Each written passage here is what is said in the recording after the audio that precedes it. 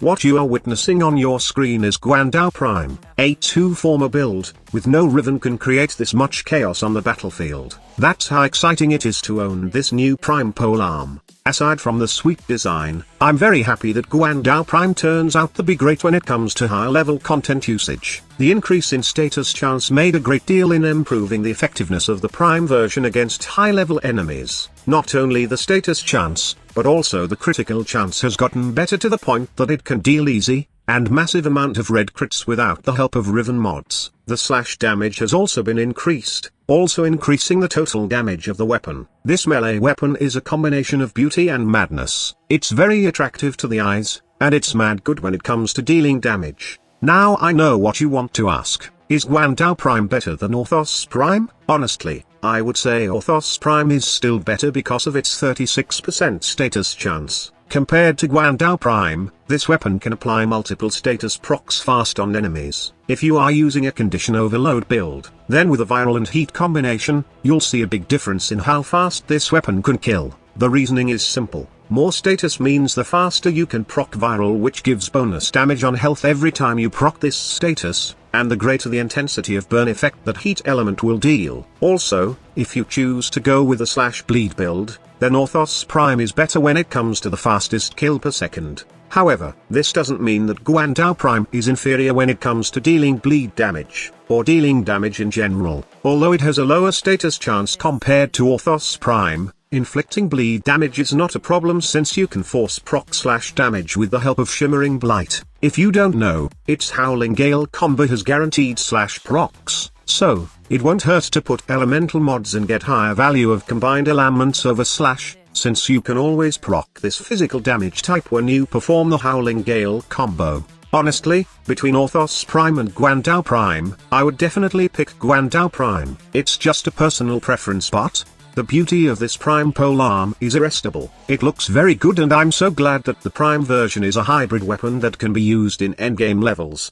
This was the build I was using against those high-level enemies you've seen at the beginning of this video. Like I've said, it doesn't matter if the elemental damage on this weapon is higher compared to slash, since we can force proc slash with Howling Gale. If you want to make good use of condition overload, then I advise you to add another element, or a dual status chance mod. For this mod setup, you can add heat, which pairs well with viral. This will give more bonus damage from condition overload when you both proc viral and heat on an enemy. And at the same time, this elemental combo does dismantle heavily armored enemies easily. But take note that you will need to use Naraman Power Spike, as this mod setup is missing combo duration, and have Arcane Strike on your frame for attack speed. Honestly speaking, combo duration isn't needed if you will use the different combos of Shimmering Blight, especially Howling Gale. You will most likely have 12 times combo multiplier almost all the time, since you can hit multiple enemies easily. However, combo duration sometimes is very helpful, especially in cases wherein enemies are hoarding you in solo runs. You would want to have the maximum damage of this weapon to kill them faster before they can outnumber you.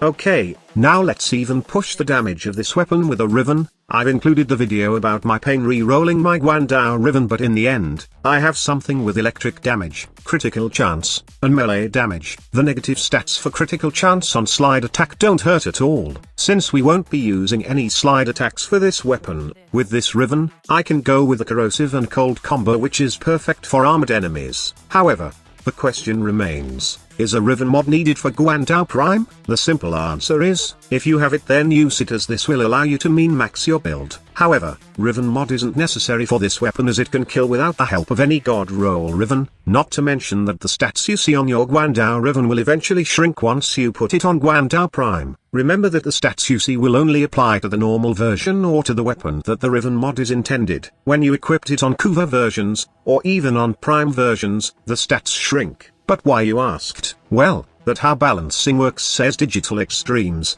Let me know in the comments box below if you are excited about using Guan Dao Prime, and if you already have it, tell us about your experience while using the weapon. Be sure to check back later, as we still go Zacti Prime and there's a Prime videos to share, and as well as a bunch of stuff that you might find interesting. Thank you so much for watching. Squad Leader signing off.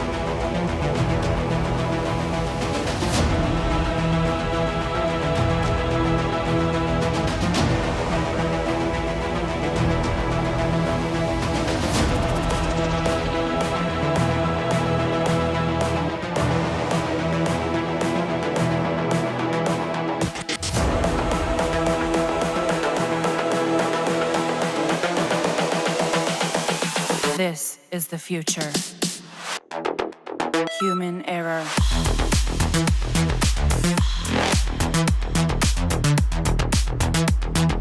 Evolution.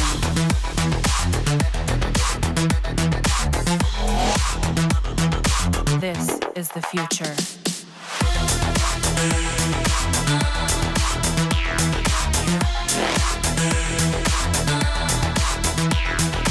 Evolution.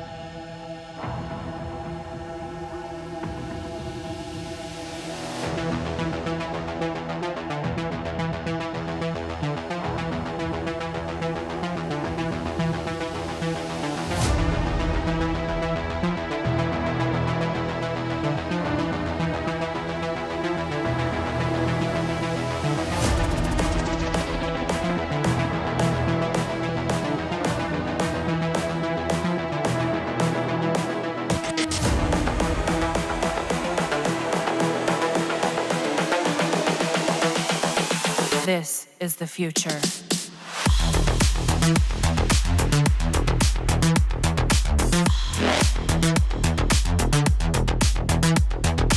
Evolution.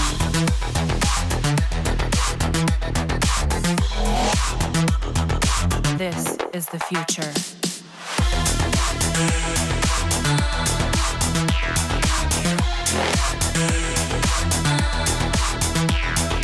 Evolution.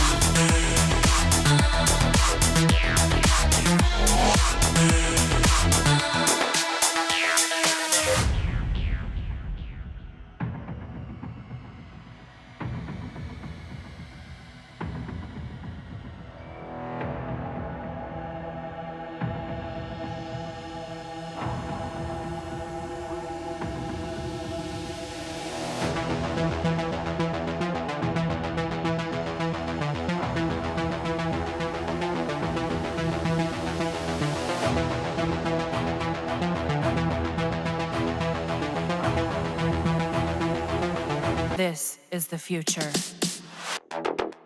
Human error.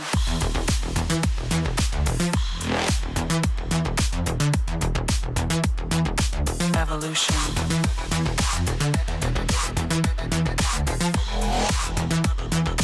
This is the future.